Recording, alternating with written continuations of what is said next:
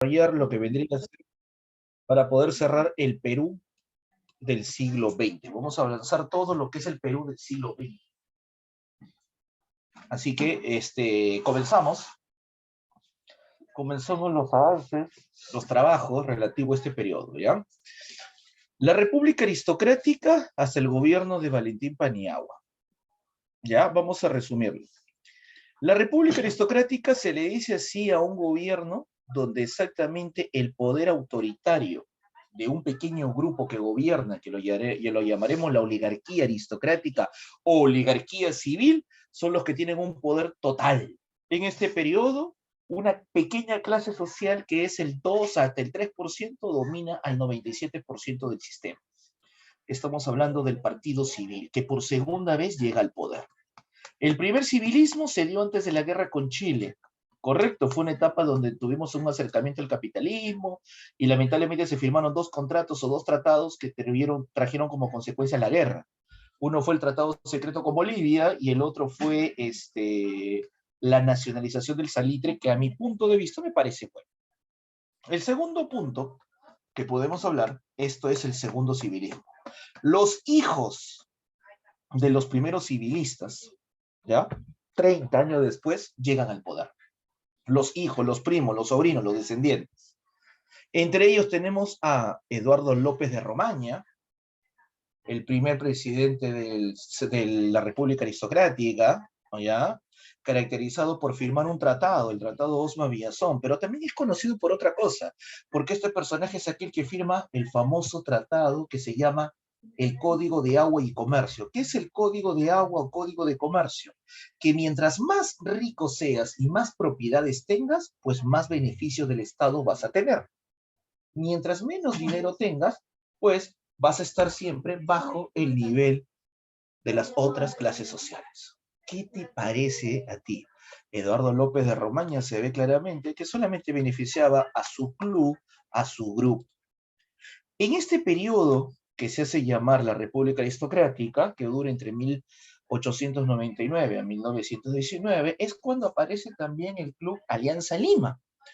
Este Club Alianza Lima, que aparece entre el gobierno de Romaña y el de Manuel Cándamo, se caracteriza porque no era un gobierno aristocrático, era un partido, un equipo formado por un aristocrático, ¿ya? Que crea el equipo llamado Alianza Lima, y el nombre Potrillo viene porque este millonario era dueño de varios caballos y tenía un stock y tenía pequeños potrillos y caballos de carrera.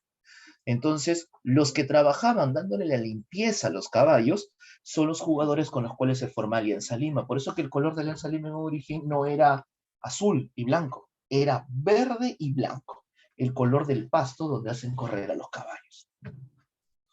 Manuel Cándamo es el siguiente personaje, fallece al año de su gobierno, no tuvo muchas medidas, muerte natural, y llega al gobierno José Pardo y Barreda, 1904 a 1908.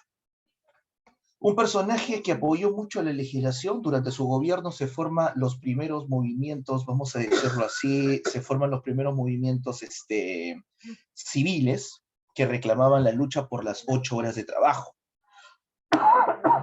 ¿A ti qué te parece trabajar desde las 5 de la mañana hasta las 10 de la noche, los 7 días de la semana, todo el mes, y que te paguen 250 soles? ¿Qué te parece esa cantidad de precio de sueldo? Y dos, ¿qué te parece a ti esas horas que tienes que elaborar? Te Presento escucho, mi ¿no? carta de renuncia. Correcto, pero el problema es que en otro lugar no hay trabajo. Y en otro lugar te van a explotar más o te van a explotar menos. Aunque peor Hoy sería en día, nada. claro. El problema era que en aquel momento te obligaban a trabajar. Bueno, tú puedes decidirlo, yo puedo decidirlo. ¿Y qué pasa si tienes 3 hijos que mantener? Ahí viene la cosa. Dime, ¿qué pasa si tienes 3 hijos que mantener? Y antes, por si acaso, en 1900 no tenían 3, tenían 6, 7 hijos. Si no, pregúntale a tu abuelito cuántos tíos has tenido. Mira, dígame, ¿cuántos tíos han tenido? Dos. Así es. 2, caramba. En otras familias son 7, 8, hasta un equipo de fútbol completo sale. Era el tiempo de José Pardo y Barreda. Aquí también hay algo bueno. Se impulsó la obligatoriedad de la educación primaria. O sea, se dio la educación primaria obligatoria y gratuita, pero solamente primero y segundo de primaria, o sea, lo más elemental. Aprende a sumar y a leer. Pero dentro de estos niños que se vieron beneficiados con esa obligatoriedad de la educación primaria en los grados de primero y segundo, hubieron algunos niños que tenían un alto nivel académico intelectual, pero que eran muy pobres, que eran de las zonas más alejadas de uno de Lima, que vivía en la Sierra de Lima, en Huarochirí, y el otro que vivía en la Sierra del Departamento de la Libertad, dos niños que jamás hubieran tenido oportunidad, pero gracias a esa medida lucharon y le dieron ciertos beneficios y lucharon por sus becas. ¿De quién estoy hablando? Te estoy hablando nada menos que de quién.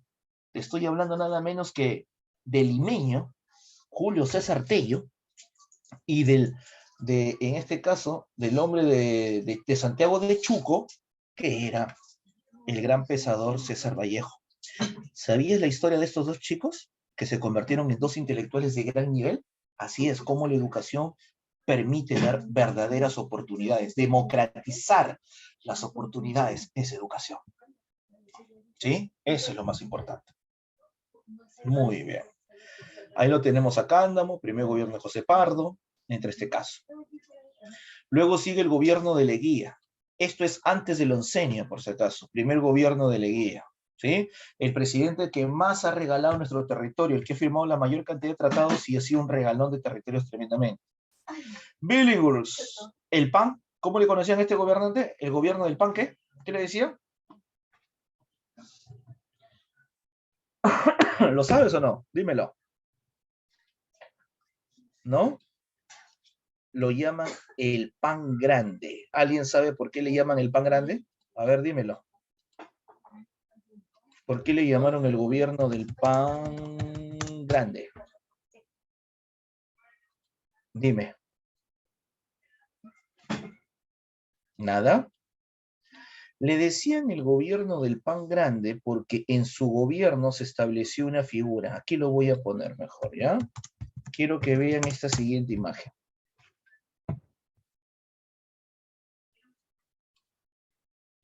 Esta que está más nítida. ¿Observas a los peruanos que estaban en las elecciones de 1912? Ya. Por favor, lee lo que dice acá. Esto será 5 centavos costará este pan si llega a Billinghurst. En cambio, un pan mucho más pequeño, 20 centavos valdrá si llega a Aspíllaga. Aspíllaga era del Partido Civil y Billinghurst era del Partido Demócrata. Pregunta, ¿cuál de los dos es el pan grande? ¿A cuál de los dos lo llamarán el pan grande? ¿Al gobierno de Billinghurst, a este señor, o a Aspíllaga? Te escucho. Dímelo. ¿Mm? Lo llamarán efectivamente profesora Billinghurst. Ahora, ¿cómo se llama este pan? ¿Me pueden decir? A ver, muchachos, ¿cómo se llama ese tipo de pan? Claro, es un pan barato. También es populismo, Francis, eso. Ese pan se llama el pan baguette, ¿ya? Ahora, ¿me pueden pronunciar el apellido de este señor, Luis Guillermo, qué? ¿Qué dice acá? Billinghurst. Otra vez, dilo. ¿Cómo se llamaba? Luis Guillermo, ¿qué? Billinghurst, ya. Ahora yo te pregunto, ¿tú crees que la mayoría de peruanos sabrán pronunciar el término en inglés Billinghurst? Más aún, si hoy día en el Perú todavía es un poco difícil, y eso que hay varios ya personas que hablan, son bilingües, quiero que te imagines, en 1912 al 14, ¿tú crees que podrán pronunciar el apellido Billinghurst? ¿Acordarse del viejo colorado gringo que era Luis Guillermo Billinghurst? La respuesta es no. Entonces la gente lo recordaba, ¡ah! El del pan grande por su publicidad. Y gracias a esa publicidad tan tonta, Luis Guillermo Billinghurst le gana a los civilistas y llega a ser presidente en este caso. ¿Qué te parece? ¿Qué te pareció su marketing publicitario? Dímelo, dímelo. Monse, ¿pero efectivo o no efectivo? A ver, opiniones. ¿Efectivo o no? Listo. Luego lo tenemos el gobierno de Óscar R. Benavides, que gobernó solamente un año, se inicia la guerra, y lo tenemos al final el gobierno de José Pardo y Barreda. Señores, ahí están los gobiernos de la República Aristocrática. Para que tú lo recuerdes, en este periodo también aparece algo en particular. En este periodo es donde la música criolla se vuelve, pues, tremenda. Aparece Felipe Pingló Alba, y aquí es cuando una música que era conocida, pues, era terrible, era vista como la música para la gente de la clase baja, la gente, esto era una música, pues, horrible, a comparación de la gente millonaria, aristócrata, del partido civil, que escuchaba los valses o las polcas europeas, o medidas así, pues en este caso ellos tenían, a la música criolla la tenían como la más baja. Y una vez se cuenta la historia de un joven que se enamoró de una bella muchacha aristócrata y él era pobre. Entonces, ahí es cuando se va a crear esta denominada cancioncita, El Plebeyo. El Plebeyo.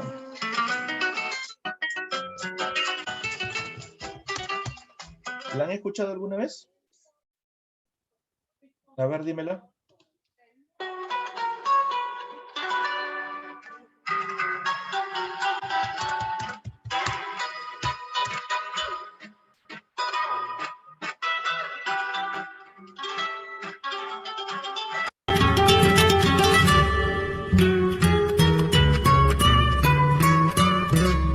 ¿Se escucha?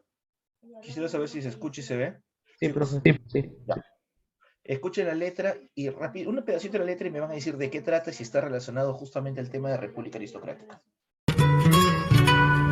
La noche cubre ya con su negro crespón de la ciudad las calles que cruza la gente con pausada acción. La luz artificial con débil proyección propicia la penumbra que esconde en su sombra venganza y traición. Después de laborar, vuelve a su humilde hogar. Luis Enrique el plebeyo, el hijo del pueblo, el hombre que supo amar y que sufriendo está esa infamante ley de amar a una aristócrata siendo plebeyo.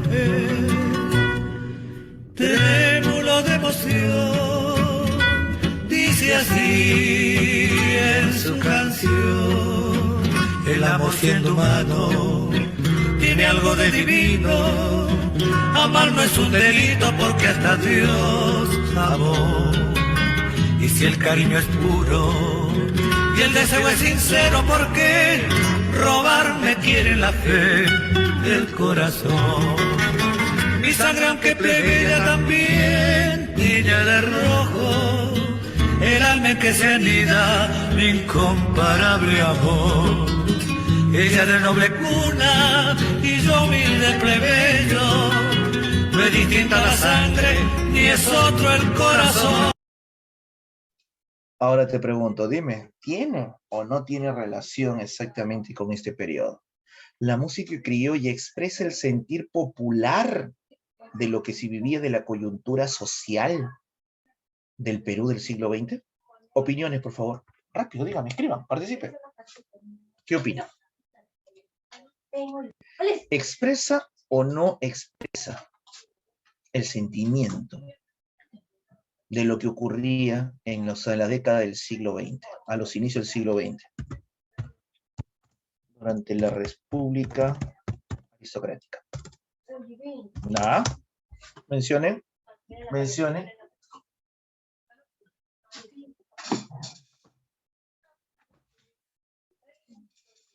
¿Ah? ¿Se me escucha, por favor? ¿Sí? Muy bien. Justamente ese es el periodo que trata. Ahora ya lo sabes.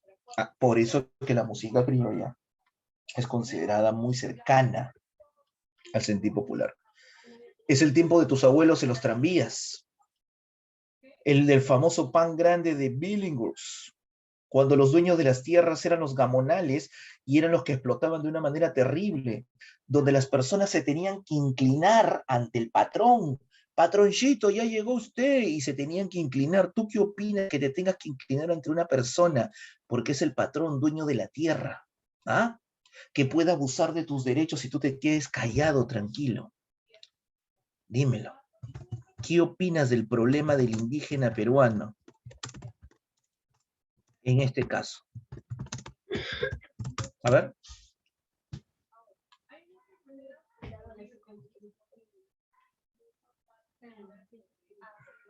Hola, hola. A ver si me responden, porque no los escucho.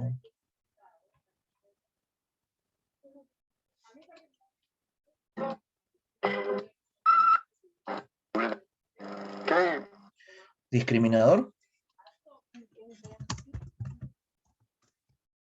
¿Abusivo?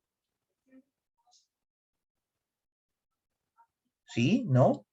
Por supuesto que sí. Sí.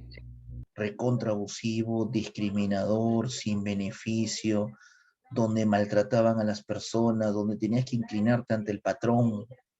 La verdad es que todas esas medidas,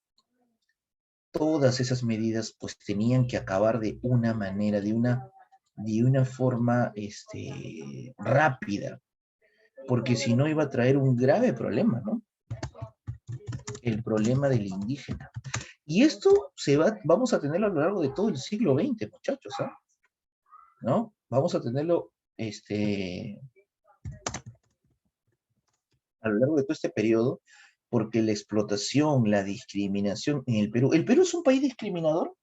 ¿Qué opinan ustedes? ¿O somos un país que ya hemos superado esa pésima... Si vemos a un extranjero o, por ejemplo, a un inglés que habla medio mal el español, lo más normal es que haya reacciones tipo, habla bien, pues, mano, algo así.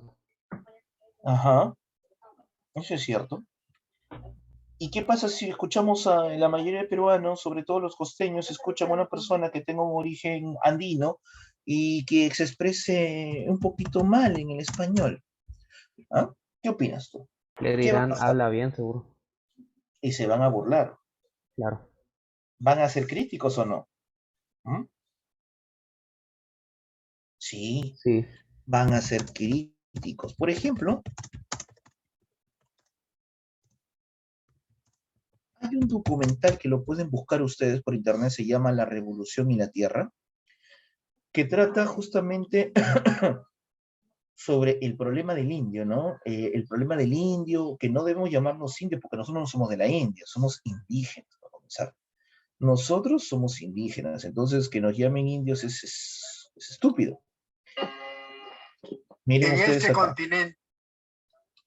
A ver, vamos a ponerlo aquí. ¿Ven la pantalla? Sí, sí, sí. ¿Se ve la pantalla? Ya. Escucho.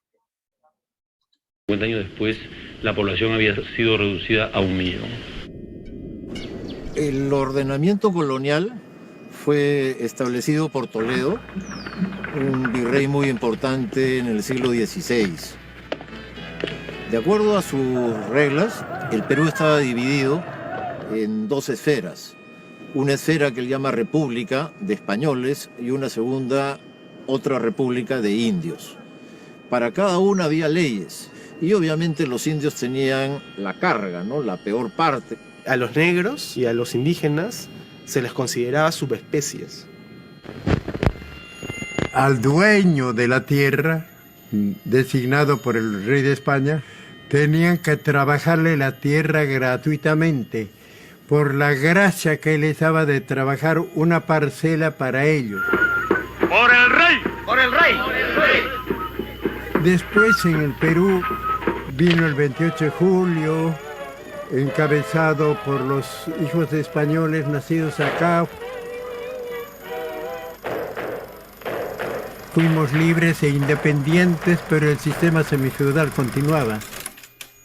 ¿Cómo se funda esa república? Sobre un punto de vista capitalino de poder central, sin mujeres, donde hay esclavitud, controlado por hombres racialmente blancos o criollos blancones.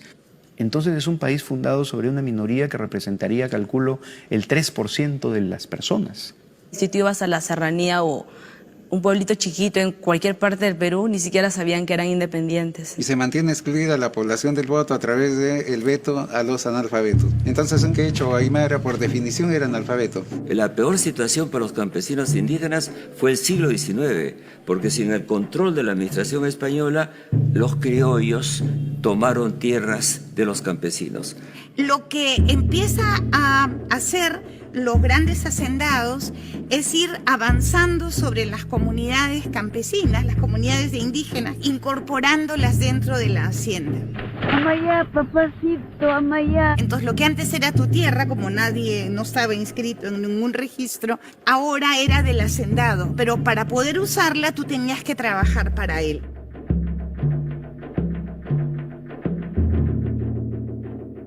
Una hacienda gigante, la hacienda Sil, que tenía 200.000 hectáreas. Una cancha de fútbol es 1 hectárea. Entonces, si tú te imaginas 200.000 canchas de fútbol, te imaginas el tamaño de Silque, ¿no? En las clases altas peruanas, todavía durante el siglo XIX, se sentían españolas, y hasta muy entrado el siglo XX.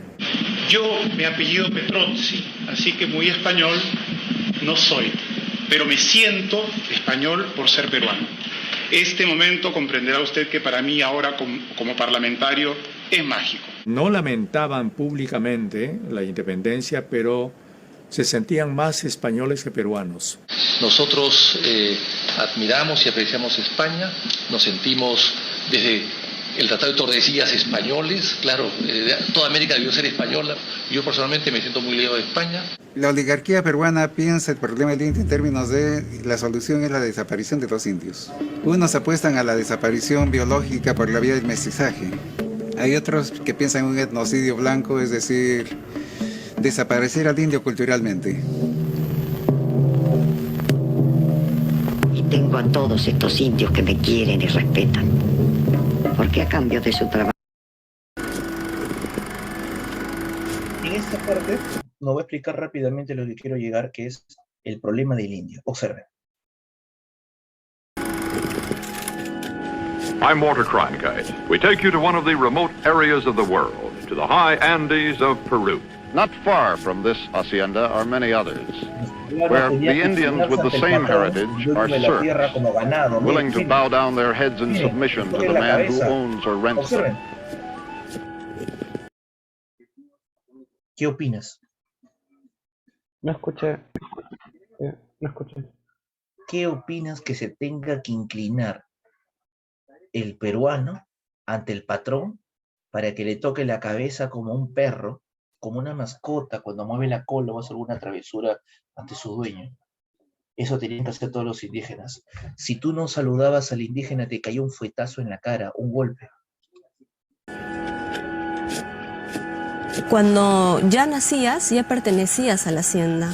El hacendado les daba mucho trago a la gente o a veces les pagaba con aguardiente a los campesinos, de manera que había una cultura bien fuerte del alcoholismo como forma de vida y como forma de explotación, ¿no? Lo que hacía el patrón era entregarles no dinero, sino un bono, digamos, para adquirir alimentos o productos en la tienda del patrón. Entonces el señor tenía sus tierras y su tienda. Aparece la figura del gamonal. Es un propietario de tierras que utiliza la propiedad de la tierra para controlar a los indígenas. Y vamos a terminar de una vez por todas con la tragadera de uvas durante la cosecha. Nombre: Juan Camargo. Edad: 39 años. ¿Has cosechado antes? Sí. ¿Sabes silbar? Sí. A ver, silba. Pero al que deje de silbar, Juan, me lo despides enseguida.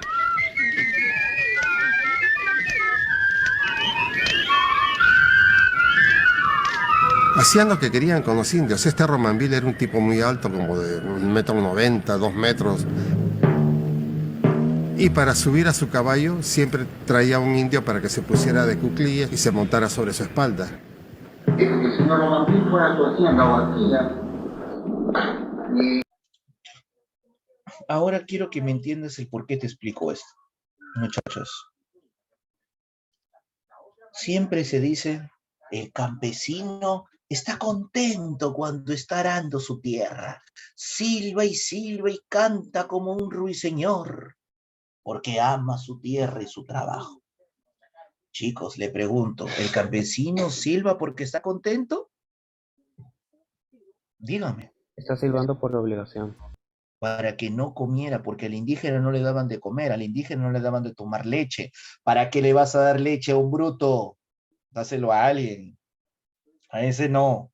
no le daban vitaminas, no le daban alimentación balanceada, una sola vez al día. Además es cholo, es fuerte, esos aguantan. Así. Ahora yo te hago una pregunta. Si así te han tratado durante el virreinato, 300 años, luego llegan los 200 años de república hasta el día de hoy, ¿tú crees que el indígena se sentirá identificado con el blanco, con el criollo, con el capitalino, con el limeño o con el costeño? Sí. Dime, ¿sí o no? ¿Se sentirá identificado? Lo ve, dice, él es mi hermano, me siento con él. ¿Sí o no? ¿O lo detesta? Por eso es que nuestro país es tan variado. Por eso que en nuestro país tú te preguntas, dices, ¿cómo es posible que... He escuchado a peruanos que dicen sobre nuestro actual presidente, ¿cómo es posible que voten por ese serrano, por ese indio? ¿Qué tienen? ¿Acaso no nos van a ver internacionalmente? No sabe ni hablar, que no tiene presencia, que es un profesor. Discúlpeme, los estúpidos que hablan de esa manera, y no me importa defender aquí al presidente, sino lo que voy es, ¿cómo es posible que en un Perú, donde somos tan variados, somos pluricultural, multilingüista, multinacional, se escuche hablar una persona? Lo peor de todo, dígame que esas personas que son más racistas, creo que no se han puesto un espejo frente a ellos, y dígame, ¿tienen o no tienen rasgos andinos? ¿Mm? Tienen. Sí, y discriminan, o sea, se insultan ellos mismos. Es tan estúpido que se insultan ellos mismos. Por eso es que las revoluciones en el Perú del siglo XX y los movimientos sociales como la reforma agraria, la lucha por la tierra, entre otras, llegaron. Porque había una gran diferencia. En el Perú no todos éramos iguales. El papel en la Constitución dice que todos somos iguales. Pero del dicho al hecho hay mucho trecho. Así fue como dejamos los años de 1900 y entramos al oncenio. Chicos, si hablamos del oncenio, estamos hablando de Augusto B. Leguía, un personaje muy parecido, rico, aristócrata, engreído, gastador, mujeriego, tuvo más de 8 mujeres el día de su velorio, la última era una chica que tenía 17 años y estaba embarazada, y él tenía cerca de 63, 64. ¿Porque era guapo y simpático? No, era porque en aquel tiempo le habían enseñado a la mujer a depender, la mujer no tenía acceso a la educación, entonces su única oportunidad era o buscar un buen matrimonio para encontrarse con un hombre que la mantenga, así sea la golpee o no la golpee, hija, no te separes, que dirá la familia, oh, Dios mío, ¿cómo es posible? ¿Ah? O en su caso, buscarte a un viejo ricachón para que sea pues tu sugar daddy, ¿no? Tu sugar daddy, así de simple, y eso era Leguía. Leguía como presidente en su oncenio se reeligió 3 veces, nunca fue buen presidente. En el aspecto internacional es el que más territorio ha regalado el Perú a territorios como Colombia, hemos regalado territorio a Chile, también a Brasil. Él es el culpable de nuestras fronteras.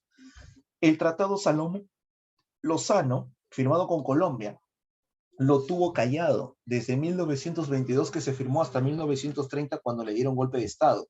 ¿Y por qué lo cayó? Porque él sabía que era traición. Y profe, ¿por qué dice que era traición? Te voy a comentar. Muchachos, ¿conocen ustedes Panamá? Sí. ¿Sí? ¿Lo conocen? ¿Esto? Esto es Panamá, ¿no? ¿Esto qué es? Esto es Colombia y esto es Panamá, ¿sí o no? Ahí está Colombia y Panamá. ¿Sabías tú que Panamá estaba dentro de Colombia? Era un departamento que le pertenecía a Colombia, pero que Estados Unidos en 1895 nacionaliza este pedazo de tierra y lo convierte en el país de Panamá. Colombia no lo aceptó, así que Estados Unidos le dijo, hey, tranquilo, yo te pagaré con otra cosa. Espera, mira, ve, Colombia era hasta aquí, muchachos. ¿Ah? Entonces le quitó Panamá y ahí es cuando pudo construir, ¿qué cosa? ¿Ahí qué construyó? Ahí construye Estados Unidos en 1895 el famoso Canal de Panamá, que es aquel que integra, ¿qué integra? Integra el Océano Atlántico con el Océano Pacífico. Los barcos cruzan y ya están en el Pacífico.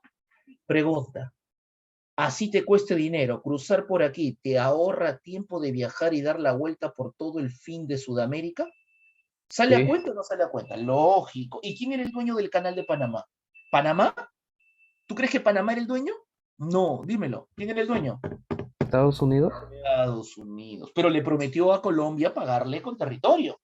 Entonces, le pagó con territorio. ¿Se lo devolvió después? Sí, profe, sí le devuelve. ¿Y con qué le paga? Pues bien, aquí va el dato. Le paga con territorio peruano. Como el presidente Leguía no sabía qué era gobernar, no sabía.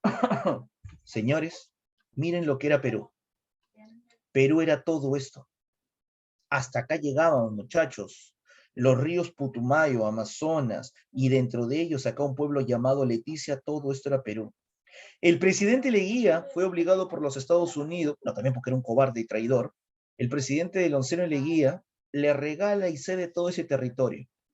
Lo peor de todo es que le cede los ríos Caquetá y Zarumilla. ¿Esos ríos se te hacen conocidos, por si acaso? La avenida Caquetá, avenida Zarumilla, ¿las has escuchado? Claro, eso era territorio peruano. Ahora ya no. Entonces, los ríos Caquetá y Zarumilla se los regala y la parte de Colombia no solamente nos quita territorio selvático, sino que también va a tener libre navegación por el Amazonas por tener 2 ríos afluyentes al mismo. Y para que nos duela más, le regalamos a una población llamada Leticia. Le regalamos a Leticia. Así Estados Unidos le pagó su deuda a Colombia. ¿Con qué territorio, profe? Dímelo. ¿Con qué territorio? ¿Con qué territorio, muchachos? Con el territorio peruano. Ahora hazme la pregunta de rigor. Profesor, ¿y por qué Perú lo aceptó? Porque el presidente Leguía no sabía qué era gobernar, lo único que hacía era pedir préstamos a Estados Unidos y depender. Por eso dice acá, el capital estadounidense desplazó al capital inglés y hizo depender al Perú económicamente. Todos los fines de semana el Perú no producía, sino solamente era préstamos, préstamos, préstamos, préstamos, préstamos, préstamos. Cuando Leguía llegó en el poder, el Perú debía 80 millones de dólares aproximadamente en deuda externa. Cuando Leguía terminó su poder, el Perú debía 983 millones de dólares. En pocas palabras, ¿Leguía endeudó al Perú? ¿Sí o no? Sí. ¿Qué opinas? ¿Nos volvió dependiente del capital norteamericano? Claro que sí. Sí, profe. Ahora, si nos prestamos tanto dinero y no le podemos pagar, ¿tú qué crees? ¿Que Estados Unidos es Papá Noel? Es regalón. ¿Por qué Estados Unidos nos prestaba, nos prestaba, nos prestaba? A ver, ¿quién me lo dice? ¿Nos estaba haciendo qué? ¿Nos estaba haciendo depen? Dilo. ¿Dependientes? Y cuando somos dependientes y no podamos producir por nosotros mismos, vamos a tener que hacerle caso a todo lo que ellos nos pida. Perú, vas a entregarme la hacienda Brea y Pariñas, me la vas a dar y yo te voy a pagar 65 centavos por metro cuadrado. Pero señor, si Brea y Pariñas vale como más de 10 soles el metro cuadrado, hasta 100, yo te voy a pagar 60 centavos. Además me debes dinero, no te olvides. Así que bájame el precio. Y Leguía tenía que bajar el precio y hacerle caso a todo lo que Estados Unidos nos decía, porque recuerda que nos había prestado. Este hombre no fue un buen presidente. Esto no era capaz de crear dinero propio de la venta, impuestos, no. Dependencia internacional. Ese es Leguía. Ahora, ¿quién me responde por qué los norteamericanos compraron la hacienda Brea y Pariñas? ¿Qué había ahí? Ahí crearon una compañía, la IPC, que era una compañía ¿de qué? Dímelo. Era una compañía. ¿Qué riqueza hay en el subsuelo? Muy bien. Correcto, correcto. Muy bien, Francis. Es una compañía petrolera. Y tú sabes que cuando hay petróleo, el valor no vale ni 5, ni 10 centavos, ni 100, ni 1000, ni 1 millón. El valor es incalculable, porque se tiene que valorizar de acuerdo a la riqueza de petróleo que tenga y a las reservas que ésta tiene. Así que se podría decir que nos estafaron. Encima que todavía se quedaron con Brea y Pariñas y petróleo, todavía nos obligaron a regalar nuestro territorio fronterizo. En aspecto constitucional, creó una constitución del año 20 que le favorecía a él, donde desapareció al partido civil, llegó la clase media al poder y Leguía se queda como un dictador. Se religió 3 veces cambiando la constitución. ¿A quién se pareció muchos años después? Creando una constitución, burlándose de la misma y se religió también 3 veces. ¿A quién se parece? A ver, dímelo. ¿Quién lo hizo casi unos 60 años después? 60, 70. Fujimori. Así es, para que veas que en la historia del Perú, la historia se vuelve a repetir. La mayoría dice, no, profe, sí se vuelve a repetir porque el peruano no sabe su historia, porque el peruano no la conoce. Es fácil engañar. Durante el gobierno de Leguía es cuando llegan los primeros automóviles de fabricación norteamericana como Ford y alemana como los Mercedes-Benz y los Rolls-Royce inglés. Entonces necesitaba vías y avenidas. Se construye la avenida Progreso, Unión y Leguía. Actualmente la avenida Venezuela, la avenida Magdalena o Brasil y la avenida Arequipa. Pero el problema es que no se contrató a gente, a albañiles, para que construyeran la vía, sino que se explotó a los peruanos. Escucha, esto es lo más indeseable. Se llama la ley de la conscripción vial. ¿Qué es esa ley? Todo peruano indígena de entre los 18 a 50 años estaba obligado a trabajar gratuitamente en la construcción de pistas, carreteras, avenidas y veredas gratuitamente. Así que no tenía que perder su trabajo e irse a construir estas avenidas.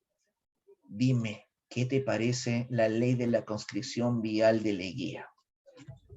Opiniones.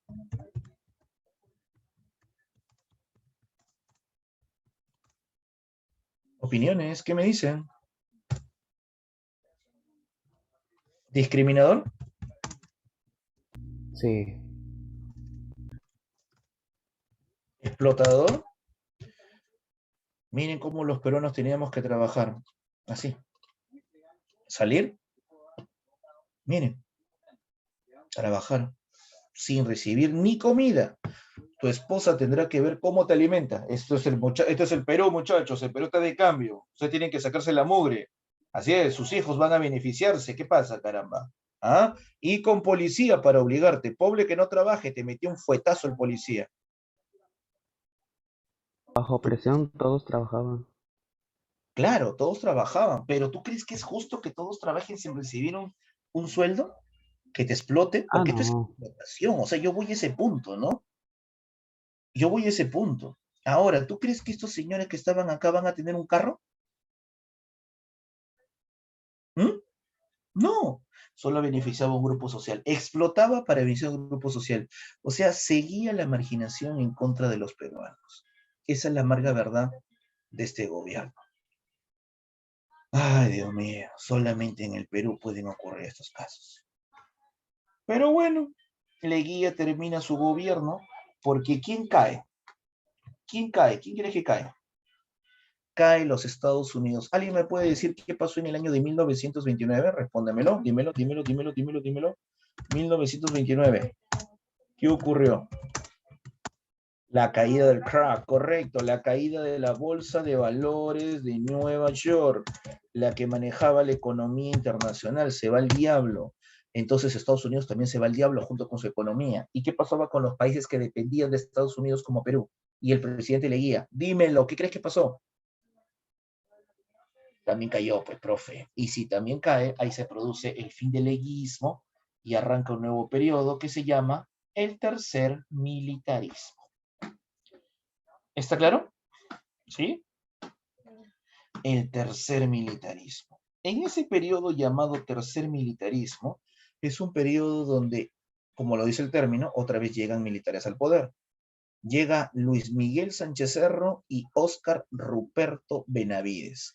Dos personajes militares, aristócratas, que no es que salían representando al pueblo. Estos siempre cuando quieren dar sus golpes de estado dicen, lo hago por el pueblo.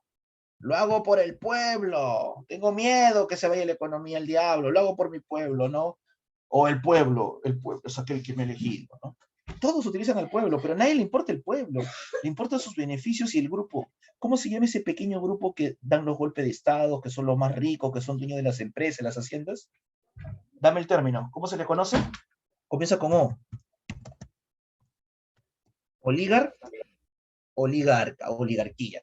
Estos los militares, los presidentes, siempre han representado a la oligarquía. El Perú, hay un pequeño grupo que se llama la oligarquía, que son los que gobiernan, que son los que ponen a las autoridades. En términos políticos se le llaman grupos de presión.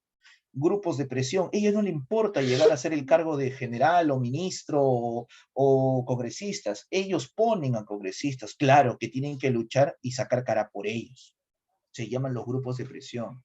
Y en este caso los grupos de presión hicieron que Sánchez Cerro le dé golpe de Estado a Leguía, y así fue como llegó al poder. El personaje que dio la ley de emergencia creó la Constitución del 33, donde se persigue al partido aprista, considerado un partido ilegal, de origen extranjero, dictatorial, por si acaso, y también tuvimos un conflicto con Colombia. Pregunta, ¿por qué tuvimos un conflicto con Colombia? Hubo un pueblito que reclamó, hey, Perú, quiero volver, yo soy peruano, yo no soy colombiano, no me llames, no me obligues a hablar como parcero. ¿Cómo se llamó ese pueblito que quería volver? Dímelo. ¿Cómo se llama ese pueblito? Exacto, el pueblito de Leticia, el conflicto de Leticia. Casi nos vamos a una guerra con Colombia por el conflicto de Leticia. Pero justamente en esos momentos, los apristas se van a producir el asesinato de Sánchez Cerro. Sánchez Cerro era un hombre muy tenaz, muy duro. Entonces lo van a matar, sí, lo van a asesinar. Vean ustedes aquí. Sánchez Cerro termina de dar su discurso y de decirle, mañana nos vamos a la guerra contra Colombia. Sube a su auto descapotable. De pronto sale un aprista, Belardo Mendoza Leiva, sube al carro y le dispara. Sube al carro y le dispara. Y cuando le dispara lo va a matar. El grave problema es que este señor le dispara con una pistola de cartucho pequeño, que sí, lo hirió, no hay nada que hacer. Pero Sánchez Cerro tenía 4 impactos de bala, 2 por la parte posterior y 2 de frente. ¿Alguien me puede decir por dónde le dispararon de frente al presidente? ¿A él? ¿Al que falleció? Se dice que Estados Unidos estuvo tras este asesinato, tipo como el de John F. Kennedy. ¿Qué pasó? No podía permitir que Perú se meta y que anule el Tratado Salomón-Lozano, donde Estados Unidos le estaba pagando el favorcito a Colombia. Además, se sabía que Perú era más organizado militarmente que Colombia, así que por tal motivo prefirieron asesinar. Lo asesinan a Sánchez Cerro por intereses externos, y ahí es cuando sigue a disposición Óscar R. Benavides. Me preguntan, profesor, ¿el asesinato no habrá sido una venganza de lo que hizo Sánchez Cerro en Trujillo? Lógico, claro que sí, por eso de que él fue asesinado, como te vuelvo a repetir, por Abelardo Mendoza Leiva, que fue el culpable, el joven aprista. No lo niego. Pero ¿de dónde salieron los otros disparos? Aquí fue donde lo ayudaron. Se dice de que tal vez quería sobrevivir, tenía un poco de fuerzas y 2 disparos finales. Le echaron la culpa al final al asesino, el asesino murió durante los disparos, todo quedó en nada, porque mataron al presidente, pero también atraparon al asesino. Cuando lo atrapas, ay, qué pena, murió, pero lo atraparon al maldito. Entonces, así se callan las cosas. Así se hacen los asesinatos. Igualito fue en el caso de John F. Kennedy, en la década del 60 también. Lo matan a Kennedy, y también, casualidad, cuando lo llevan a juicio al asesino John Oswald, también muere. Así se caía todo. Entonces todo queda en foja cero. ¿Qué te parece? ¿Qué te parece esa estrategia? Dímelo. Perversa, ¿no? Maquiavélica. Ok. Óscar R. Benavides toma el poder. Es aquel que persigue al APRA y al Partido Comunista. Fue un personaje que construyó obras públicas como la Ley del Seguro Obrero y el Hospital del Obrero. También construyó la carretera panamericana, esa carretera antigua. Fueron algunas de las obras de Benavides. ¿Cómo cuáles, profe? A ver, ¿cómo cuáles obras? A ver, vamos a poner, no sé si conocen ustedes este hospital. ¿Lo conoces? Esta es la foto original del hospital y este es el día de hoy. A ver. El Hospital de Salud que está en la Avenida Grau, creo que lo llaman el Almenara. ¿Lo conocen, chicos? ¿Sí? El Almenara. Miren, ese hospital fue construido. Con eso como que tuvo tranquilo a los obreros y le dio ciertos beneficios que antes no gozaban. termina el gobierno, el APRA está insurrecto, el APRA no acepta los resultados, el APRA es considerado un partido terrorista, por si acaso en aquella época, y entramos a los regímenes democráticos y autocráticos de este periodo. Entre los años del 39 al 48 tendremos la primavera democrática. Del 48 al 56 tenemos a Odría. Tenemos a Odría. Del 56 al 62 el segundo gobierno de Prado y la convivencia, y después la Junta Militar de Gobierno. Hasta ahí estamos viendo justamente estos periodos tan radicales, ¿no? Vistos. A ver, comenzamos. ¿Ya? ¿Preguntas ahí?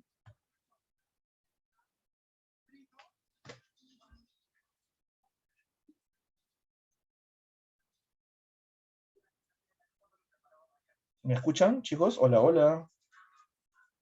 Hola, hola, ¿me escuchan? Sí, ya. Mira la fecha, 1939, 1945. ¿Alguien me puede decir qué pasó en el mundo durante esa fecha? Dímelo. Segunda Guerra Mundial. Pregunta, cada vez que hay una guerra mundial, ¿la economía peruana sube o la economía peruana cae? Sube. Sube, porque vendemos ¿qué? Dilo, dilo, dilo, ¿qué vendemos? ¿Qué vendemos? Dímelo, ¿materias? Vendemos materias primas, exacto. Y cada vez que vendemos materias primas, pues la economía va a subir. Entonces, señores, esto es lo que ocurrió aquí. Pues Manuel Prado Ugarteche hubo un crecimiento económico, se dio la Segunda Guerra Mundial, tuvimos una guerra privada con Ecuador, ¿no?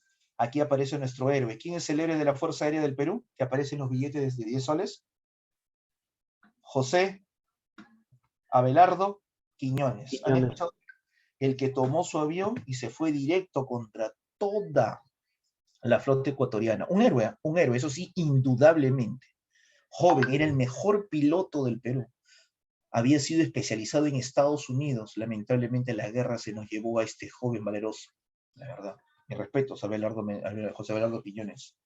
No te confundas con Jorge Chávez, ¿sí? Ojo. Este fue el primer gobierno de Prado. También fue el periodo donde se crearon empresas nacionales como la Compañía del Amazonas, la Corporación, la CPV o Corporación Peruana de Vapores. Todo eso ocurrió en el gobierno de Prado, del 39 al 45. Pero como tú eres inteligente y un poquito con memoria, ¿recuerdas este apellido? ¿Recuerdas ese apellido, por si acaso? Sí. ¿O no? Sí. ¿Sí, sí o no?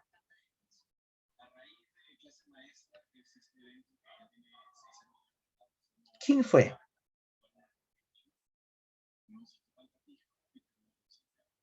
Mariano Ignacio Prado. Él es el hijo de Mariano Ignacio Prado. Profe, Mariano Ignacio Prado no fue el que nos dijo voy a comprar armas. ¿Y qué pasó? Hasta ahora lo estamos esperando, ¿no? Ese mismo, exacto, ese mismo. Ese mismo, Francis, ya. ¿Cómo es posible que el descendiente llegue al poder? ¿Cómo es posible que un país elija al descendiente de un traidor? Solo en el Perú, pues, muchachos. Solo en el Perú. Lo que pasaba es que Prado era un multimillonario y trabajaba a los intereses de Estados Unidos. A Estados Unidos no le importaba quién llegara al poder, solamente que sea un buen títere de ellos. Así de simple. Así de simple. Termina Manuel Prado Ugarteche su gobierno y sigue José Luis Bustamante Rivero. José Luis Bustamante Rivero es el personaje que sigue, gobernó del 45 al 48. Su grave error, Bustamante para ser elegido tiene una alianza política con un partido que estaba considerado fuera de la ley, que lo llamaban un partido terrorista de origen mexicano. ¿Alguien me puede decir con quién se unió? Muy bien, Francis. El APRA. El FREDENA, Frente Democrático Nacional, partido de Bustamante Rivero, se une con el APRA y gana las elecciones. Pero el problema es que en su corto gobierno, Bustamante Rivero solamente dio la ley de las 200 millas de mar territorial y la ley antiyanaconaje. Pero el APRA, el que le había sido su socio, se convierte en su enemigo y le comienza a hacer la vida imposible. Por eso es que al final terminan con un golpe de Estado. Comentan que el APRA no quería que Bustamante termine. Quería de que su líder, un tal llamado Víctor Raúl Haya de la Torre, tenga el poder. No quería que llegara al poder ni que se mantenga el excelente, ¿no? El gobernante, el presidente, el abogado que era Bustamante. Es por eso que aquí se produce el gobierno de Bustamante. El gobierno de Bustamante y Rivero. Un personaje muy cosmopolita, muy conocido, muy crítico también. Inclusive, aquí este personaje habla acerca de los hechos. Bustamante y Rivero gobernó entre los años de 1945 al 48. ¿Ya? Gobernó durante esa fecha. Pero igual, le dieron golpe de Estado. Porque aquí en el Perú todo es golpe de Estado. Todo es golpe de Estado. Dígame, ahorita, ¿qué están tratando de hacer un grupo del poder? ¿Matarlo? Matarlo no. ¿Pero qué lo quieren? Vacar. Pero una pregunta. Mira, el pueblo eligió, sea para bien, sea para mal. Y dice, como dice la historia, ¿no? Cada país tiene el presidente que se merece porque el pueblo lo elige. Así de simple. ¿Ya? Pero yo le pregunto a ustedes, ¿el Congreso puede sacar a un presidente? ¿O el presidente puede sacar un Congreso y destruirlo? En el Perú no hay dos fuerzas, ni ejecutivo ni legislativo, trabajando juntos. En el Perú hay dos grupos opositores que luchan por el poder máximo y le importa un pepino el pueblo. En este caso, el ejecutivo era Bustamante y el legislativo era el APRA. ¿Y qué crees? El APRA, que era más fuerte, que tenía más seguidores, es aquel que lo destruyó. ¿No, profe? Escucha.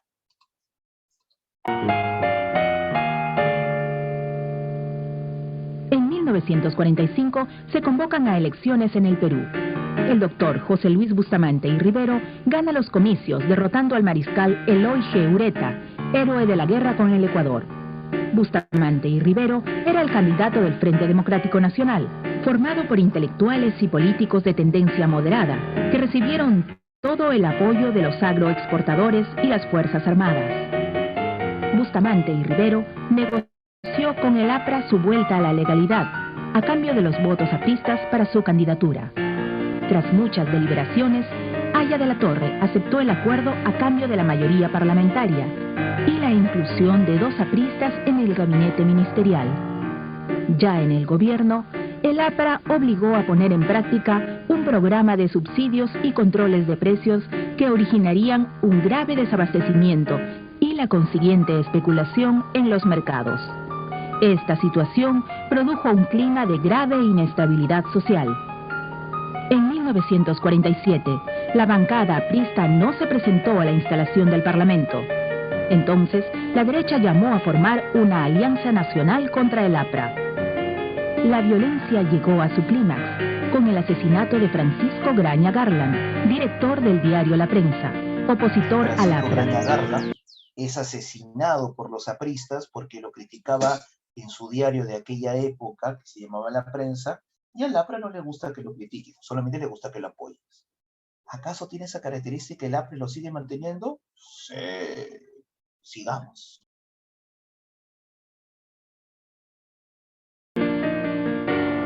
Bustamante intentó un último esfuerzo con el Movimiento Popular Democrático, pero quedó atrapado en una suerte de fuego cruzado. En este clima enrarecido, el APRA buscó apoyo en las tropas, mientras la derecha llamaba a los altos mandos militares. La crisis terminó en 1948, con la sublevación en Arequipa del general Manuel A. Odría, quien a la postre relevaría a Bustamante en el poder. Y así es como volvimos a la normalidad. En una pregunta de la Universidad San Marcos, me acuerdo hace muchos años, dijo, ¿cuál es el nombre del poeta peruano, escritor peruano que dijo, y volvimos a la normalidad luego del golpe de Estado? Bueno, eso fue Martín Adán, dijo, pues, el Perú ha vuelto a su normalidad, golpe tras golpe tras golpe de Estado. Antes utilizaban la fuerza, a los militares, a la marina para dar el golpe. Hoy el Congreso utiliza la Constitución para dar los golpes. Así que, como puedes ver, te vuelvo a preguntar. ¿La historia del Perú se vuelve a repetir? ¿Verdadero o falso? Dímelo. Lamentablemente, aunque nos duele decirlo, es cierto. Se vuelve a cometer, se vuelve a dar en este caso. A ver, volvamos. Señores, ¿estás viendo mi pantalla? Ahí estás viendo las características de este periodo. Esto viene a ser nada menos que el gobierno de Odría. Odría es el presidente que llega, es militar, Carmín, primera vez, pocas veces un hombre de provincia ha llegado al poder del Perú, siempre tiene que ser limeño, aristócrata, blanco, de rasgos europeos. Odría no tenía ninguno de esos criterios, pero era el jefe del comando conjunto y recibía el apoyo de la oligarquía. Basta con que recibas el apoyo de la oligarquía para ya que tú tengas el poder. Ya te he dicho, en el Perú, ¿quiénes ponen a los presidentes, a los ministros, a las autoridades? ¿Oligarquías? O también llamados, dímelo, dame el término que te escribí, grupos de presión, así se le llama, los grupos de presión o la oligarquía. Ellos son los que ponen a los presidentes, muchachos, así de simple. ¿Ya? En este gobierno de Odría, el Perú tiene un crecimiento económico, wow, nunca antes visto. Comenzamos a vender. El Perú tenía dinero. ¿De dónde, profe? ¿De dónde? Teníamos dinero, construimos edificios, construimos ministerios, hospital de la policía, hospital del ejército, hospital de la marina, el hospital del empleado llamado Rebagliati, ¿ah? Se construyeron iglesias, el famoso Estadio Nacional. Chicos, por favor, díganme, ¿de dónde el Perú sacó dinero? Profe, la droga, no había droga todavía en ese tiempo. Dímelo, ¿de dónde sacó? Esas son las obras de Odría, el boom de la construcción, el Estadio Nacional.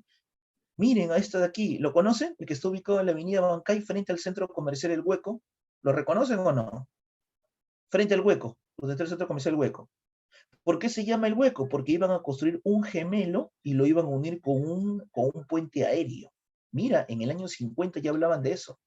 Sus obras, el Estadio Nacional, el Hospital Militar, el Ministerio de Educación, el Hospital del Empleado, el Ministerio de Hacienda, el Ministerio de Trabajo, algunas de las obras. También los colegios nacionales, o más conocidas como las grandes unidades escolares, las GUE, entre ellas José Granda, Melitón Carvajal, Alfonso Ugarte. ¿Ustedes han visto la película de Cachín? ¿Chicos? ¿Sí? ¿De Machín?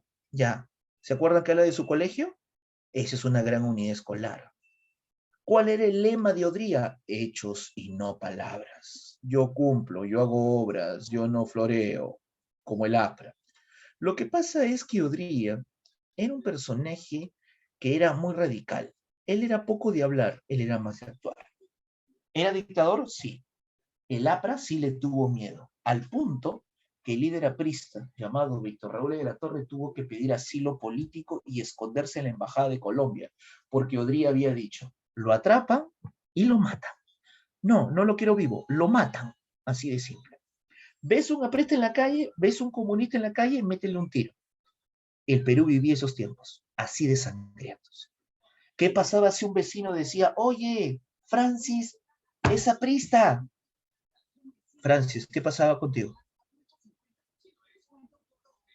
Investigaban, oye, vamos a ver si esto es cierto, la denuncia. No, Francis terminaba en la noche con un tiro en la cabeza. Sí, en verdad, eran los tiempos de toques de queda, eran tiempos de que nadie salía desde las 6 de la tarde hasta las 6 de la mañana, así. Este era el Perú. Entre sus cosas buenas que te puedo decir de Odría es que la mujer tuvo por primera vez oportunidad de votar, así que en los años de 1950 una mujer por primera vez puede votar, salir sin permiso de su esposo. Antes de Odría, si la mujer quería votar, tenía que ser casada, mayor de 21 años y que su esposo le dé permiso con un papel escrito y firmado. Si su esposo no le daba permiso, la mujer no tenía derecho al voto. Chicas, por favor, ¿me pueden decir qué opinan ustedes de esas leyes machistas? Totalmente. ¿Radicales? Sí.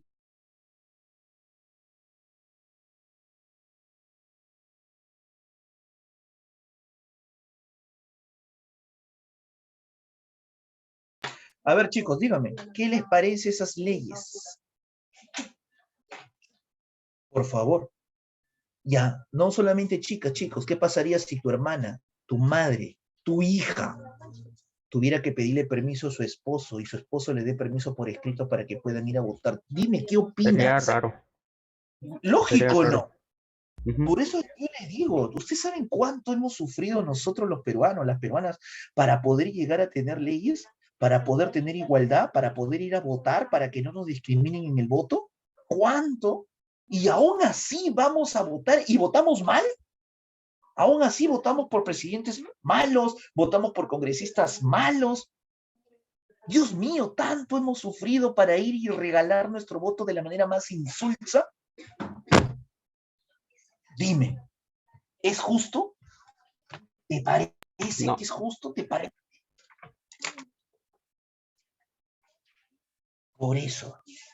Por eso que me molesto de cómo es posible, ¿no? ¿Ya? ¿Cómo es posible que ocurran estos hechos? ¿Alguna pregunta hasta ahí, chicos? Chicas, basta, ¿no? Basta de abusos. Bueno, Odría hizo eso. También cabe recordar que Odría, entre toda su forma dictatorial, ese derecho al voto, ese derecho de que las mujeres tengan participación, todo ello, para mí es muy bueno. Pero también tuvo su lado negativo. Su famoso lema era hechos y no palabras, pero en verdad, era hechos y no democracia. Hechos y no democracia. ¿Ya? ¿Listo? Muy bien. Ahora, vamos a ver aquí. Vamos a ver sobre Odría. Atentos, ¿ah? A ver, sobre Odría. Atentos.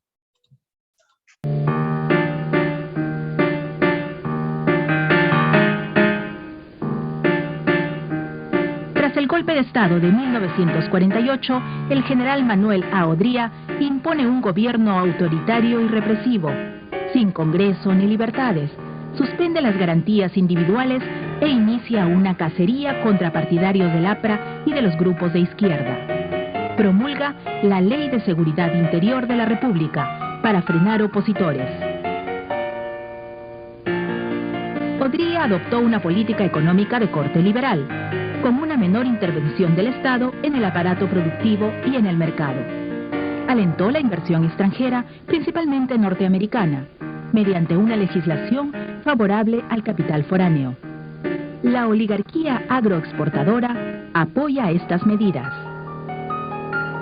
En 1950, Odría convoca a elecciones y quiere ser el candidato único. La oposición designa como su representante al general Ernesto Montañez, quien es acusado inmediatamente como conspirador y enviado a prisión. En Arequipa, la población sublevada será reprimida violentamente. Ya sin oposición, Odría concurre a las elecciones y jura un nuevo mandato como presidente constitucional. Aya de la Torre permanece asilado en la Embajada de Colombia. La prisión de la isla del Frontón es paradero frecuente de intelectuales y periodistas opuestos al régimen. El ministro de Gobierno, Alejandro Esparza Sañartu, se encargaba personalmente de las pesquisas de los detractores del régimen. La policía secreta es responsable de desapariciones y asesinatos de los opositores. En Lima, se pone de moda el rochabús para controlar protestas callejeras.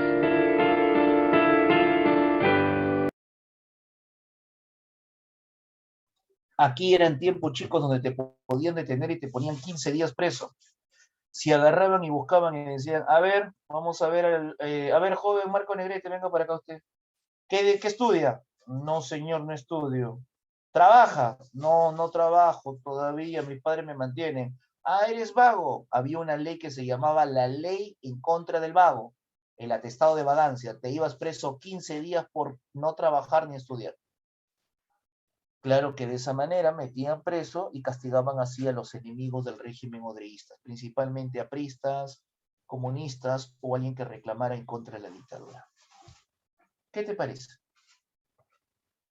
¿Era una falsa política, pero en verdad era una dictadura? ¿Opiniones? Respóndeme con verdadero V Era o una F. dictadura. Era una dictadura, pues. Pero, ¿cómo? ¿Por qué una dictadura se mantuvo tanto tiempo? ¿Por qué el pueblo apoyaba Odría a pesar de ser una dictadura con todo lo que estamos viendo, con todo lo que le he explicado? Dígame, por favor. ¿Por qué el pueblo aceptaba? Dime. Por obra, correcto. Esto se le llama, las dictaduras en el Perú son populistas. ¿Qué significa populistas? Yo voy a ser un ladrón, un criminal, un corrupto, un dictatorial, me voy a zurrar en la Constitución, todo, pero tú me vas a amar. ¿Y sabes por qué me vas a amar? Porque te voy a construir obras. Por eso, ¿cuál era su lema? Hechos y no palabras. Y el pueblo lo aceptó, pues. Así es el pueblo lo aceptó. Pregunta para ustedes, ¿Odría de dónde sacaba el dinero? ¿A dónde vendía las materias primas? Si ya había acabado la Segunda Guerra Mundial. ¿Alguien me puede decir? ¿Quién sabe qué guerra se inició entre 1948 a 1956? Te voy a ayudar. La guerra se desarrolló entre 1950 y 1953. Chicas, sí lo saben, están de moda. La guerra de las... Léelo. La guerra de las Coreas. Así es. Vietnam, por si acaso las Coreas, para que te quede claro, Francis, la guerra de las Coreas fue entre 1950 y 1953, mediante que Vietnam, la guerra de Vietnam fue todavía del 60 al 70, así que es una década posterior, ¿ya? Esa es la guerra. Ahora, cuando se enfrenta la guerra de las Coreas, muchachos, se enfrentan los países, uno que era pro-soviético y otro que era pro-norteamericano. Díganme ustedes, ¿cuál de las Coreas es pro-norteamericano? ¿Mm? ¿Qué Corea? Corea del Sur. Correcto. ¿Y cuál es la Corea pro-norteamericana? Esa es la norteamericana capitalista. ¿Y la comunista hasta ahora? Del norte. La del norte. Exacto. Por eso. Ahora, la gran pregunta que yo me hago es la siguiente. Si hay una guerra como que es la llamada Guerra de las Coreas, ¿ya? La Guerra de las Coreas, ¿esto va a traer un grave problema? Por supuesto que sí. La Guerra de las Coreas. Distintas potencias crean un conflicto bélico. Y aquí te las voy a explicar. A ver, espérense. Hay una página que le voy a recomendar que ustedes la sigan. Es de la BBC News. Excelente, muy buena página informativa y sobre todo basada en hechos reales. Así que se la recomiendo, ¿ya? ¿Están viendo mi pantalla? ¿Ven mi pantalla, chicos? Hola, hola. Ya. Se las voy a compartir por si acaso para que se vuelvan seguidores de esta página. Es una página, BBC es británica. ¿Ya? La Guerra de Corea fue el primer conflicto de la Guerra Fría. Por primera vez desde el final de la Segunda Guerra Mundial, el bloque comunista y Occidente se enfrentaban militarmente. Muchachos, cada vez que hay una guerra, ¿la economía peruana sube o cae? Respóndeme. Cae. Por la venta de materias primas. Si arranca la Guerra Fría, y se llama Guerra Fría porque no llegaron a enfrentarse directamente el bloque capitalista norteamericano y el bloque comunista soviético, como no se enfrentaron directo, se enfrentaron indirectamente. Entonces buscaban un país que esté dividido. El norte siempre lo agarraba el lado comunista, el sur lo agarraba el lado capitalista, así fue en Corea, así fue en Vietnam, así fue en Afganistán y en otros países más, y así Estados Unidos y la Unión Soviética aprobaban sus armas y su tecnología. Este video de la BBC Mundo, que es una cadena informativa muy buena, te lo explica. El resultado fue una de las guerras más sangrientas del siglo XX, con unas consecuencias que perduran hasta hoy. Pero ¿por qué Corea se separó en dos? ¿Cuáles fueron las causas de ese conflicto? ¿Y qué papel jugó Estados Unidos? Para entenderlo hay que dar un paso atrás. 2 días después de la bomba atómica sobre Hiroshima, en 1945, la URSS declaró la guerra a Japón e invadió Corea, que desde 1910 estaba bajo el dominio del Imperio japonés. Los soviéticos tomaron el control de la parte norte de la península, mientras el ejército estadounidense desembarcaba en el sur de Corea para evitar que todo el país cayera en manos soviéticas. Así como había pasado con Alemania, las dos potencias definieron sus zonas de influencia, separadas por una línea de división alrededor del paralelo 38. En 1948, sin embargo, esas dos zonas se convirtieron en territorios gobernados de forma independiente. En el sur se constituyó la primera República de Corea, que quedó bajo la órbita de Estados Unidos. Su presidente era Syngman Rhee, un político conservador y nacionalista. En el norte, en cambio, nació la República Popular Democrática de Corea, de orientación comunista y liderada por Kim Il-sung. Cada uno de estos dos estados reclamaba soberanía sobre toda Corea, y la tensión fue escalando. El 25 de junio de 1950, las tropas de Corea del Norte cruzaron el paralelo 38 e invadieron el sur de la península. Con el apoyo de Stalin, el ataque de Kim Il-sung tomó por sorpresa a la comunidad internacional y a Corea del Sur, que tuvo que replegar sus fuerzas militares. Pero entonces Estados Unidos decidió intervenir. Hay que recordar que el mundo se encontraba en plena Guerra Fría entre el occidente capitalista y el este comunista. La República Popular China, proclamada por Mao Zedong en el 49, se convirtió pronto en un gran aliado de Corea del Norte, y lo sigue siendo aún hoy. El presidente estadounidense de aquel momento, Harry Truman, quería evitar cualquier intento de expansión del comunismo, como ocurrió luego en Cuba y Vietnam. A Truman le preocupaba que si el comunismo conseguía dominar Corea, el siguiente país en caer sería Japón, que era muy importante para el comercio estadounidense. Así que con la autorización de Naciones Unidas, las tropas de Estados Unidos y de otros 15 países, entre ellos Colombia, desembarcaron en Corea en septiembre de 1950. A base de bombardeos aéreos intensivos, los estadounidenses arrasaron ciudades norcoreanas enteras, pero las fuerzas norcoreanas de Kim Il-sung, con el apoyo de Stalin y de Mao, se defendieron y contraatacaron a lo largo de los 3 años que duró el conflicto. En ese tiempo, la frontera entre ambos estados se movió en varias ocasiones. Muchachos, mientras que ocurría la guerra de Corea, mientras que Estados Unidos apoyaba a Corea, Perú, que es un país rico y abastecedor de materias primas, ¿a quién apoyó? ¿A Corea del Norte o a Corea del Sur? Porque en ese mundo o apoyabas al capitalismo o apoyabas al comunismo. ¿A quién apoyará Perú? Dilo, dilo. Dímelo. A Corea del Sur. Y pregunta, si Corea del Sur está en guerra y la guerra duró entre 1950 hasta 1953, ¿a Perú eso le beneficiaba o no lo beneficiaba? Dime. ¿Lo beneficiaba o no? Claro, profe. ¿Por qué? Porque le vendía, ¿qué vendíamos? Materia prima. ¿Qué ingresaba al Perú? Dinero. Así que nosotros estábamos tranquilos, feliz de la vida. ¿Qué pasó, chicos, cuando en el año de 1953 se acabó el dinero? ¿Por qué se acaba el dinero? Porque acaba la guerra, firman la paz del paralelo 38 y firman el Tratado de Panmunjom, donde firman las fronteras entre Corea del Norte y Corea del Sur. Pregunta, ¿qué pasó en el año 53? Chao crecimiento económico, chao obras, todo se paralizó. Ahí viene a ser cuando Odría pierde. ¿Qué perdió Odría? El apoyo del pueblo, porque ya no hay dinero. Por eso se vio obligado en 1956 a dar elecciones y el que la va a ganar es Manuel Prado Ugarteche. ¿Me entendieron la jugada política, chicos? ¿Hasta ahí? Quisiera saber, ¿me entendieron? Respóndame. Audio, ¿sí? ¿Alguna pregunta, alguna duda? ¿Está claro? Ya. Ahora te doy un dato. Un profesor tradicional te diría, Manuel Prado Ugarteche es el presidente que gobernó terminando Odría. ¿Tú crees que Odría, que es un militar, que es un dictador, va a querer tan rápido cambiar su gobierno de una dictadura y convertirlo en una república? ¿Tú crees que Prado ganó las elecciones justamente? ¿Cómo son los dictadores en Latinoamérica? Dime, por favor. Lo escucho. ¿Qué crees tú? ¿Qué supones? ¿Habrá habido fraude? ¿Beneficio?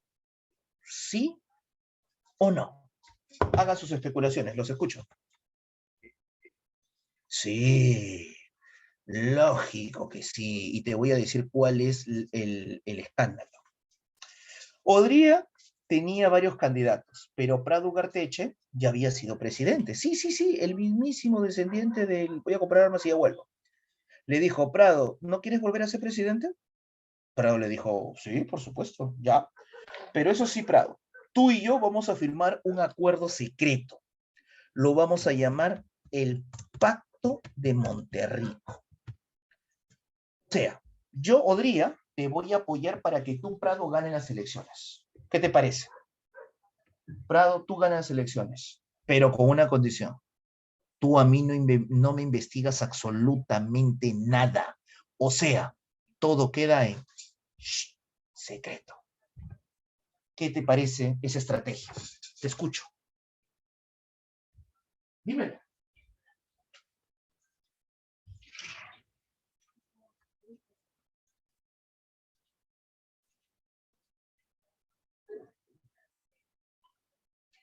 Sus opiniones. ¿Qué te parece esa estrategia?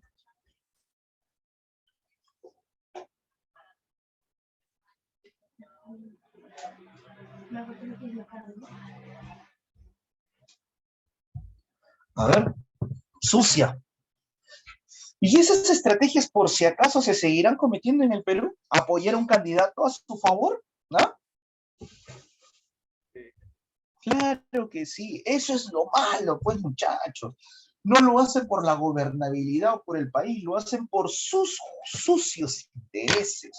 Por eso es que a Odría tú búscale un libro y no vas a encontrar actos de corrupción.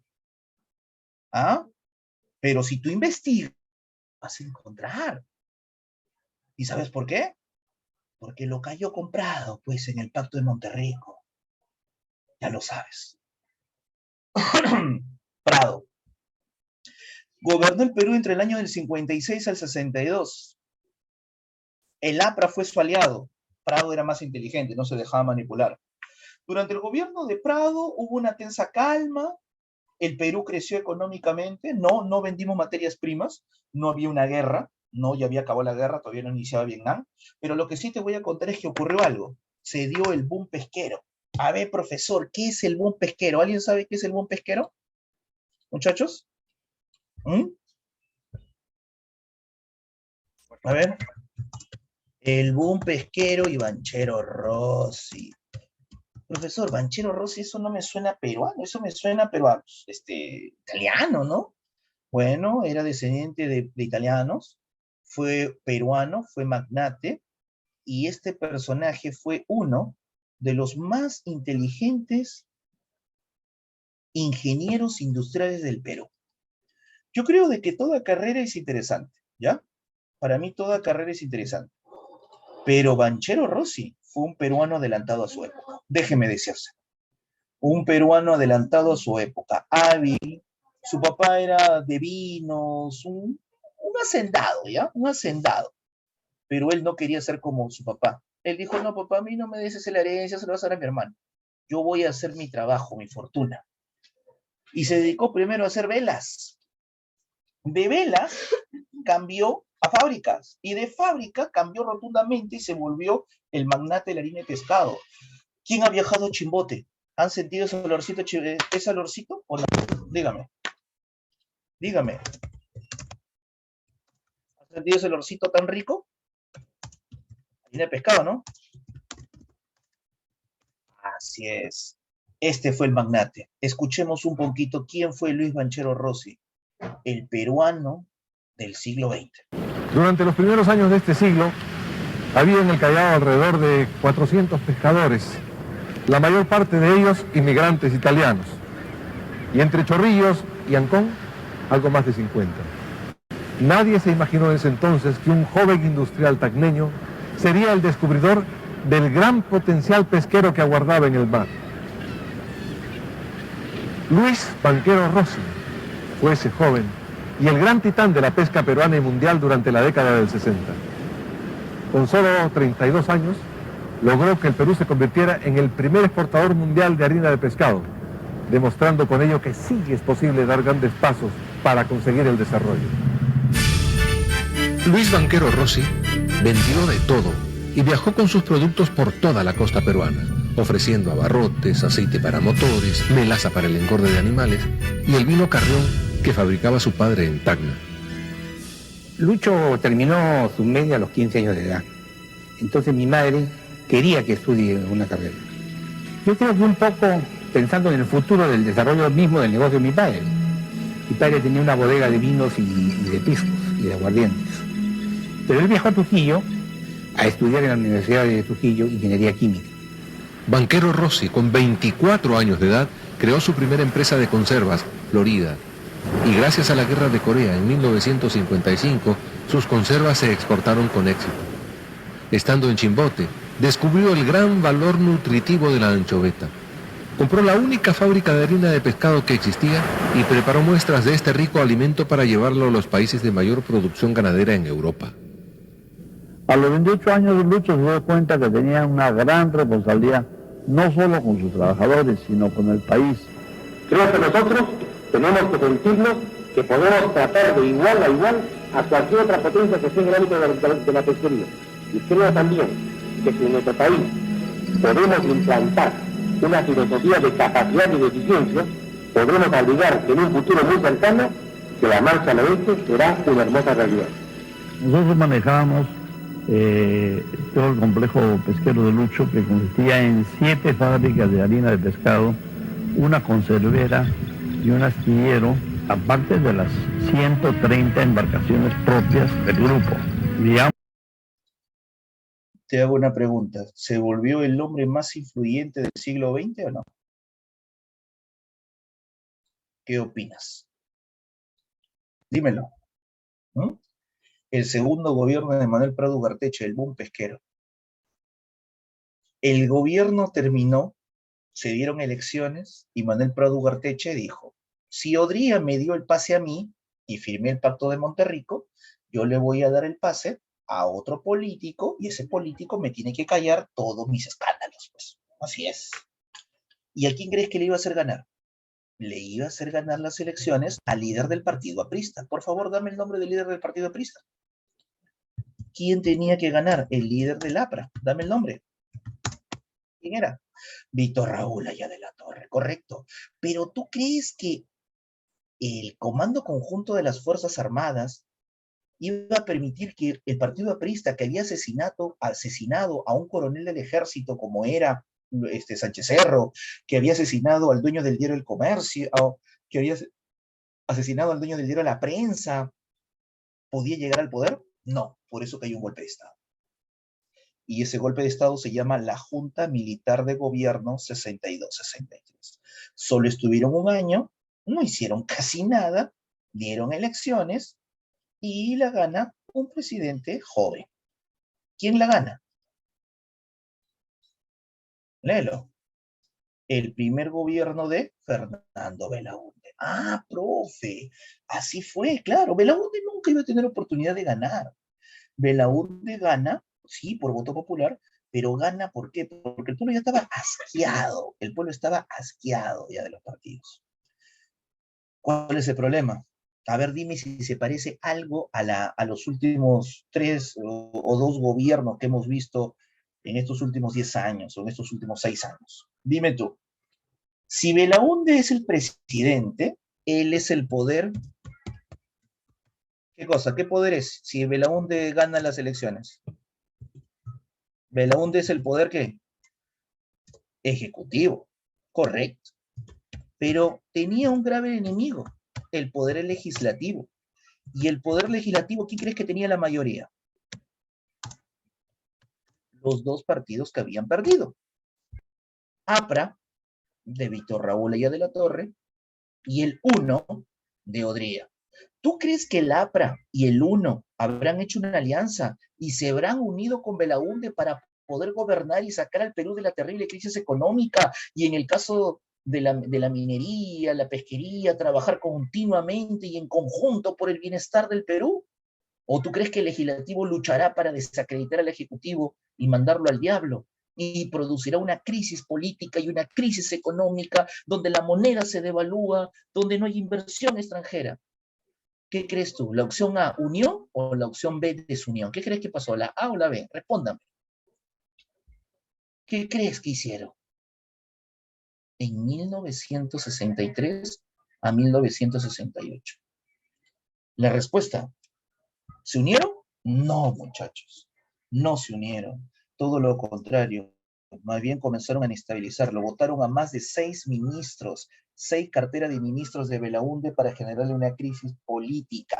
Y así de esa manera querían anular las elecciones, dar nuevas elecciones y así llegar el APRA al poder. No sé, me pregunto, esta forma de rivalidad ejecutivo y legislativo y esta forma de desacreditar al presidente, ¿se seguirá dando el día de hoy en la actualidad en nuestro país? Respóndeme. ¿Qué opinas? ¿Lo estamos viendo en el 2021 o el Perú ya cambió? Sí, muchachos, esto es clásico. Es clásico. Lo sacaron a PPK, lo sacaron a Vizcarra, bueno, terminó en las justas el Quijote, ahorita actualmente la inestabilidad política que tenemos, el presidente cometiendo cosas estúpidas, el Congreso haciendo cosas estúpidas. No nos estamos preocupando por la pandemia, no nos preocupamos por el regreso a las clases en todos los niveles, tanto a nivel primario, secundario, inicial, universitario, nada. No nos preocupamos por la crisis económica, no estamos buscando nuevas fuentes de ingreso. Todo es en las noticias del Perú, asaltos y el problema de dos poderes por sus intereses personales y propios. Algunas obras de Belaúnde. La ley de la reforma agraria. Ojo, ley no significa que la dio, solamente quedó en un proyecto de ley. 2. Construcción de la carretera marginal de la selva, la carretera que unió la selva y fue el primero que se acordó de ellos. Importante obra. Hoy en día se llama la carretera Fernando Belaúnde Terry. Bueno, es lógico por qué. Al final termina su gobierno por el famoso escándalo de la página 11. Ese escándalo de la página 11, que fue una crisis política, se debió a que la compañía norteamericana IPC, International Petroleum Company, no quería reconocer ni pagar el derecho de explotación, ni tampoco los impuestos y los intereses que deudaba el Estado. Entonces, Belaúnde quería romper el derecho de explotación de la compañía IPC. Escúchame, anulo el derecho de explotación de la compañía IPC, voy a nombrar una compañía peruana momentánea y le voy a dar a cualquier otra compañía, pero que venga y nos pague para salir de la crisis. Hasta ahí, ¿apoyas o no apoyas lo que estaba haciendo Belaúnde? ¿Te parece que estaba haciendo bien o no? Respuestas. ¿Sí o no, muchachos? Vamos, participen, sean analistas políticos. Esto le va a hacer más fácil comprender el periodo de la historia. La respuesta estaba bien. El problema era que el Congreso desautorizó al presidente y el Congreso aprista y odriista le renueva, como me escuchas, le renueva el derecho de explotación a la IPC y encima le anula la deuda que tenía el Estado. ¿Qué te parece ese hecho? Esto es terrible. Es por eso que Belaúnde no podía. El Congreso hacía lo que quería. Entonces tuvo que aparecer una fuerza externa. Ahí es cuando aparece el gobierno revolucionario de las Fuerzas Armadas y se produce un golpe de Estado. Entre 1968 al 75 llega el gobierno de Juan Velasco Alvarado. Autoritario, socialista, más no comunista, no te confundas. Socialista. Populista, muy populista, que trató de apoyar mucho al pueblo, que entre sus principales obras dio la famosa ley de la reforma agraria, pero que a veces fue su peor error. Nacionalizó las empresas, las estatizó, ahuyentó al capital extranjero, rompió relaciones con Estados Unidos. No fue comunista, pero sí te puedo garantizar que tuvo un acercamiento a la URSS, Unión Soviética, a cambio de armas. ¿Cómo es eso, profe? La Unión de Repúblicas Socialistas Soviéticas vino y explotaba nuestros recursos, nuestras materias primas, nuestro mar, ¿sí? Y a cambio nos dio armas, misiles, tanques, Katyushka, los Shiruks, aviones. porque el Perú en 1973 estaba preparándose para la guerra. ¿Contra quién tú crees? ¿Contra quién nos íbamos a ir en una guerra en 1973? Ya estábamos listos para la guerra. Dilo. Contra Chile, lógico. Velasco Alvarado dijo, lo que no puedo hacer bien en gobierno, lo voy a hacer a través de la guerra, me voy a ganar popularidad y me quedo en el poder. Pero Estados Unidos no se lo permitió, la oposición que tenía no se lo permitió, hay un intento de golpe de Estado, le meten un disparo en el pie, pierde la pierna por culpa de este disparo, hay caos, y en 1975, su mejor amigo, su amigo de promoción del Colegio Militar de Chorrillos, lo destituye. Correcto, el famoso Tacnazo. Chao Velasco. Chao Velasco. Por eso es que Velasco dio la reforma agraria. En el video que puse de inicio, ¿se acuerdan del problema del indio? Ese problema del indio, del indígena, Velasco le da su tierra. Por primera vez el andino era dueño de su tierra, trabajaba para él, ganaba para él, se beneficiaba él. Pero bueno, pues no lo pueden permitir, ¿no? Así fue. Si has viajado a provincia, tu tío, tu abuelo, tu primo, tu tío abuelo tiene una casita, una hacienda, un lugar donde has viajado, ahora ya sabes por qué la tiene. Tiene una chacra donde alguna vez te envían alguna encomienda mensual, ya sabes por qué la tiene. Velasco Alvarado le dio ese beneficio. Le dieron golpe de Estado y ahí sigue Francisco Morales Bermúdez. Francisco Morales Bermúdez en un momento dijo, yo soy la continuación de Alvarado, soy el nuevo plan, pero ya no soy el plan Inca, a mí llámeme el plan Tupac Amaru. Vengo a reforzar y a mejorar las reformas para el pueblo, pero eso solamente fue de la boca para afuera, no lo hizo. Era un gobierno de derecha extrema y su única función era aplastar cualquier movimiento de tendencia socialista, romper cualquier relación con la Unión Soviética, evitar que ingrese el comunismo al Perú y darle el Perú otra vez a la derecha. Así, el Perú siempre ha sido ese enfrentamiento entre izquierda-derecha, izquierda-derecha. Se constituye y se convoca la Asamblea del 78, que crea la Constitución del 79, se dan elecciones, y ahí es cuando la gana exactamente ¿quién? ¿Quién la gana? Se dan elecciones, Juan Velasco Alvarado muere en 1977, y Bermúdez es aquel que da elecciones y la ganas Belaúnde. Francis me pregunta, profe, ¿Bermúdez estuvo relacionado con el Plan Cóndor? Por supuesto que sí, estuvo relacionado. ¿Sí? Estuvo recontra relacionado. Estuvo tan relacionado porque Bermúdez, junto con otros dictadores militares como Galtieri en Argentina, Strauss, Stroessner y otros en Brasil, en Bolivia, en Paraguay, o sea, toda Latinoamérica tenía golpes y gobiernos militares, era porque Estados Unidos necesitaba mano dura en Sudamérica. ¿Para qué? Para que no llegara, ¿cómo se llama? Gobierno de tendencia de izquierda al poder. ¿Han escuchado ustedes la canción Malbicho, chicos? Sí, Malbicho, de los fabulosos Cadillac, ¿sí o no? En esto te hace mención y salen aquí, atento, los dictadores argentinos, como la dictadura argentina entre los años 70 y 80, sale Pinochet de Chile, sale Stroessner, salen todos los personajes que cumplieron el famoso Plan Cóndor. ¿Qué era el Plan Cóndor? Un plan donde no se debe permitir que los comunistas llegaran al poder o que tuvieran bases, y asesinar, eliminar a toda tendencia contraria al capitalismo. O sea, en pocas palabras, una forma autoritaria, una derecha extrema pro-norteamericana, pro-capitalista. Asesina. Víctor Jara en Chile fue asesinado. En el Perú, líderes de izquierda eran asesinados. Encontraban un libro de tendencia que no le gustaba el capitalismo, era quemado. Te podían meter preso, te podían acusar de comunista. Así. ¿Esta canción la has escuchado? Que salen eran los carros que perseguían y detenían a cualquiera en Argentina, y el de bigotitos con rasgo militar es Galtieri, que representa a la dictadura más asesina de Argentina. 50.000 personas desaparecieron, mejor dicho, fueron asesinadas por el Plan Cóndor. ¿La has escuchado? ¿La has bailado? Pero nunca la has analizado. Es una crítica directa a lo que ocurrió en el mundo entre los años 80. No me las he bailado para nada, pero sí las he escuchado. Ya sabes, hace una crítica a lo que su compañía aquí, justamente aquí, nuestro compañero ha hablado acerca del Plan Cóndor. Eso fue lo que ocurrió, muchachos.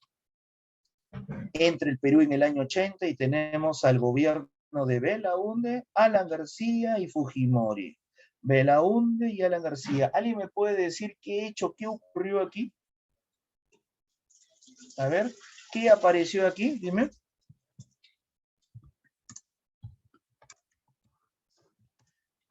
La hiperinflación, correcto, eso es Alan García, muy bien. Y también, muy bien, Francis, aparece el famoso terrorismo. Pregunta para ustedes, ¿cuál es el